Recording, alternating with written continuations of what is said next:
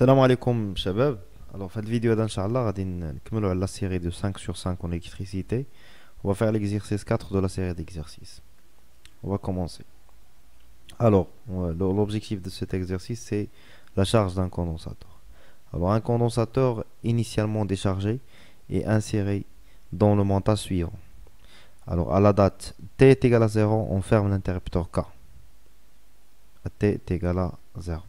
Alors, la première question, représentée par une flèche, le sens de circulation du courant d'intensité I dans le circuit, identifier l'armature positive du condensateur et représentée par des flèches, les tensions UC au borne du condensateur, tension UR au borne du conducteur ohmique et respectant la convention récepteur.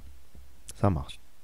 Deuxième question, en appliquant la loi d'additivité des tensions, établir une relation entre E et UR et UC. Troisième question, exprimer UR en fonction de l'intensité I et de la charge Q du condensateur. Quatrième question, en déduire l'expression de I en fonction de la capacité C et de la tension UC. Cinquième question, à l'aide de la relation 1, établir l'équation différentielle à laquelle obéit UC. Sixième question, une solution de cette équation différentielle est de la forme suivante. UC est égal à petit a exponentielle petit bt plus c.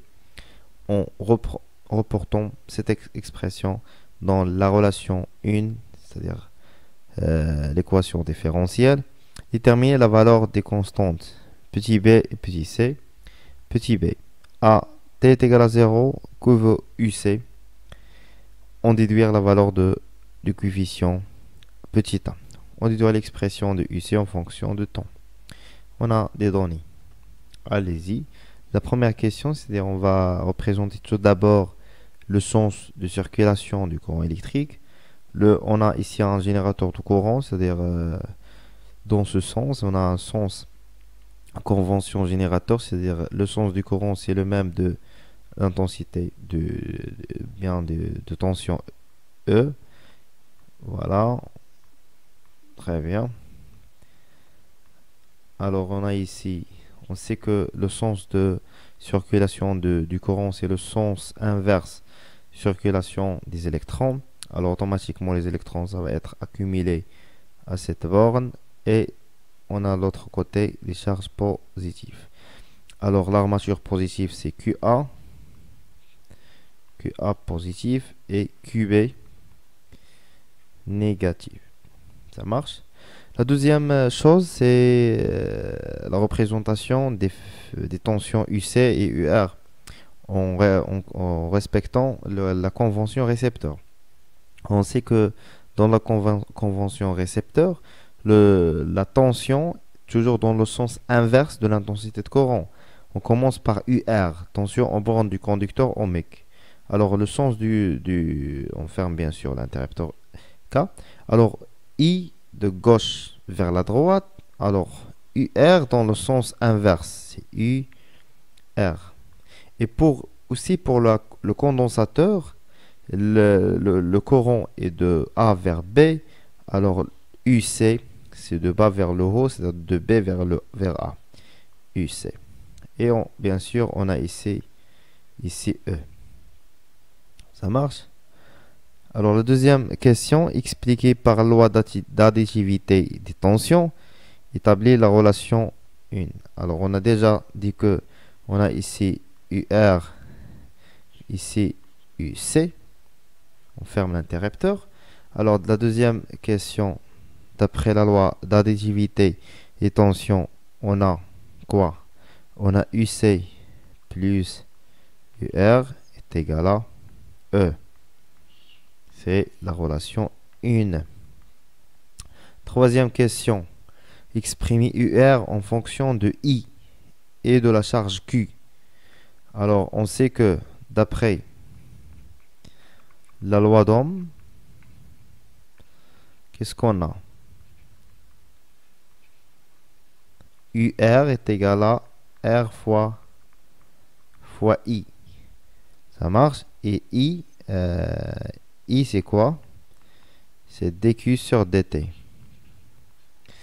Alors on trouve que UR est égal à R fois dq sur dt. Quatrième question. On déduire l'expression de I en fonction de la capacité C et du tension UC.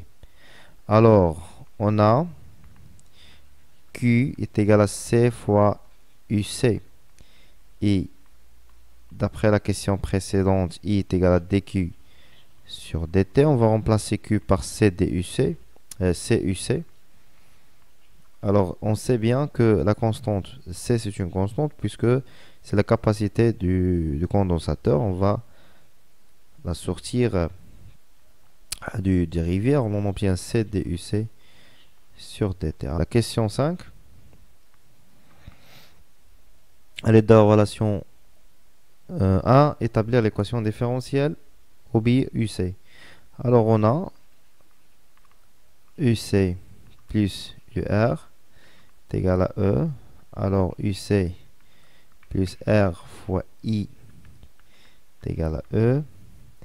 Alors, UC est égal à plus, pardon, CRC TUC sur dt est égal à E. Et on a trouvé l'équation. C'est l'équation différentielle fonction de UC. Différentielle. Très bien. Alors la question suivante, c'est on a une solution de cette équation différentielle sous la forme. Alors, question 6. On a UC de t est égal petit a exponentielle bt plus petit c. Alors, petit a, c'est quoi? C'est la détermination. On veut reportant cette expression dans la relation 1, c'est-à-dire UC plus RC DUC sur dt, c'est-à-dire l'équation différentielle. Déterminer la valeur de petit b et c. Alors, UC de t, c'est quoi? C'est a exponentielle bt plus c. Alors, on va dériver ça. DUC sur dt, qu'est-ce qu'on obtient? BA exponentielle bt. On va remplacer maintenant la dérivée de UC et UC dans l'équation différentielle. C'est-à-dire ici, on va remplacer et DUC, on va le remplacer par cette expression. Qu'est-ce qu'on a? Alors, A exponentielle bt plus c plus RC BA exponentielle bt est égal à E. Alors, on va factoriser par A exponentielle bt, facteur de 1 plus RC B est égal à E moins C. Alors, A exponentielle différent de 0. Alors, celui-là est égal à 0 et celui-là est égal à 0. Qu'est-ce qu'on obtient comme équation? 1 plus RC petit b est égal à 0 et E moins C est égal à 0. C'est ça? C'est ça. Alors, petit b est égal à quoi? C'est égal à moins 1 sur RC et E est égal à C. Alors, la valeur de C, d'après les données, est égal à E, c'est 6 volts. Et B est égal à moins 1 sur RC, c'est-à-dire moins 1 sur 10 fois 10 à la puissance 3 fois 2200 fois 10 à la puissance moins 6. Alors, petit b est égal à moins. On va faire l'application numérique de ça. Alors, 1 sur 10 fois 10 à la puissance 3 fois 2200 fois 10 à la puissance moins 6. C'est-à-dire, on va le micro farad, le farad. Alors, qu'est-ce qu'on a? C'est 0,045. Très bien. Alors maintenant, on va passer à petit v. Alors, on a maintenant UC de t, c'est a exponentielle moins 0,045 fois t plus 6. Alors maintenant, on passe à la question petit b. Alors, que vaut UC? On déduire le coefficient. On a AT est égal à 0, que veut UC? AT est égal à 0, c'est l'état initial.